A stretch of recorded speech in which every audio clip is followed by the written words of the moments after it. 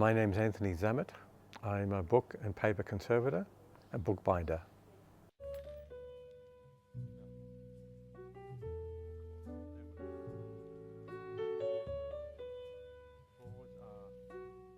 In this workshop we do bookbinding, and we service the printing industry, and I actually service the repair conservation. So I work for Parliament Library, Bathurst Library, I do work for the Royal Geographic Society, and of course private collectors come here quite regularly.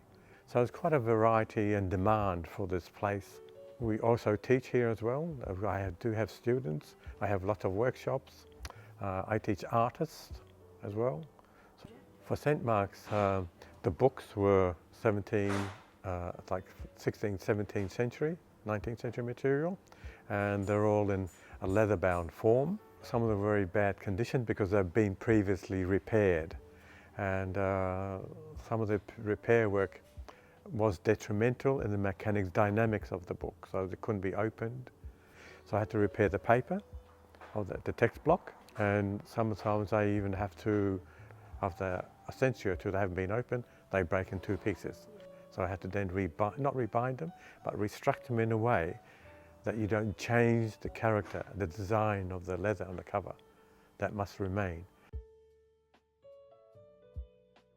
Recently I published a paper on how to reconstruct it without losing the original spine of the book. Some of the 15th century material, 1450 to 1500s, they're worth, some of them in excess of 500,000 to more than 1 million. So you cannot change the leather or the spine, you must keep everything intact.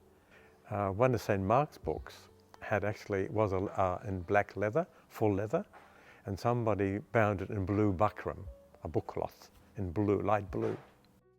Over the years, conservators all over the world have been, for the last 100 years, trying to find ways of joining the covers to the text block again without damaging the spine.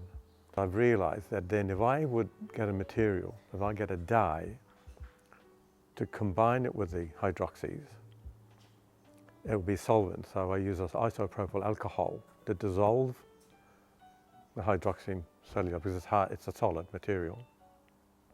And then put a dye and mixed it up. I can actually dye the leather yellow or red or blue, right? So we worked that out. It only took me 40 years to do that.